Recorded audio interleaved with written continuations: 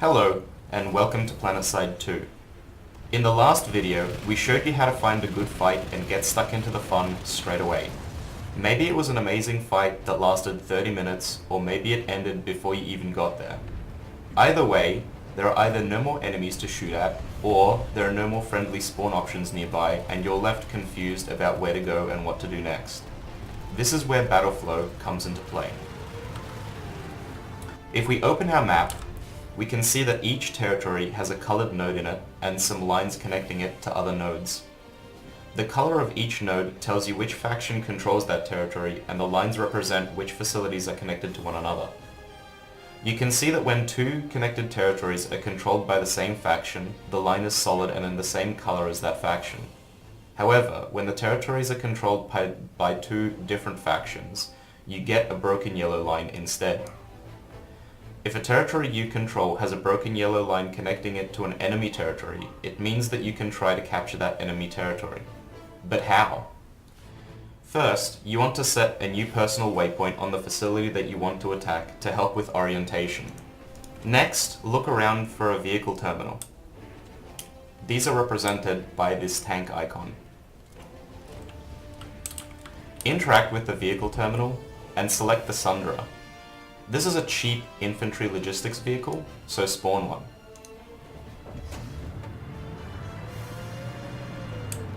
I prefer driving in third-person view, so you can activate that by simply hitting T on your keypad. If your Sunderer starts taking fire, it's a good idea to find some cover, like a rock or tree, and park behind it. What you'll notice is that when you stop moving, an option will become available to you on the right-hand side of your screen. It says Deploy B. What this means is that if I hit my deploy key, which is B by default, my Sunderer will anchor into position and open up the sides which provide infantry terminals. Not only are these infantry terminals used for resupplying and swapping classes, but now that my Sunderer is deployed, it will also serve as a spawn point for any infantry players of my faction. You can see here where I just redeployed the skull and crossbones. This little green icon is my deployed Sunderer. And if I double click on it, I can spawn here as an infantry. This ability to provide a mobile spawn point for infantry is what makes the Sunderer the most important vehicle in the game and the only way to reliably attack an enemy territory.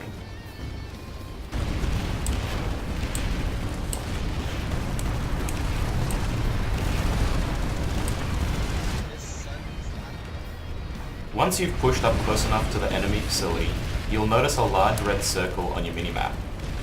This red zone is called a no-deploy zone, and you cannot deploy your Sunderer inside this zone. It's designed to prevent you from deploying a Sunderer too close to a capture objective or other deployed Sunderers. So, find a place that you think might be a decent place to deploy your Sunderer. Stop moving, press B to deploy your Sunderer, and then E to exit your vehicle. Now you can begin your assault on the enemy facility.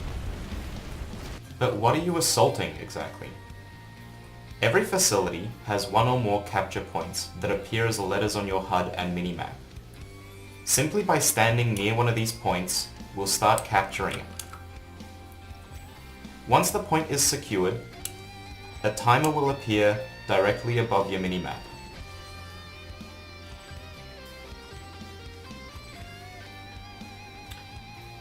This timer is also visible on the globe map.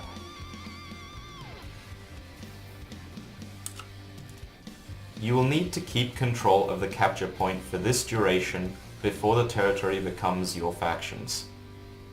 If you're contesting a facility in this way, the enemy will first have to defend this facility from you before trying to capture your territory. But what if the capture point is behind a shield you can't walk through, like this? Or this? Okay, now you're just trolling me. Well, to find out how to capture these major facilities, you'll have to watch the next episode where we cover major facility mechanics.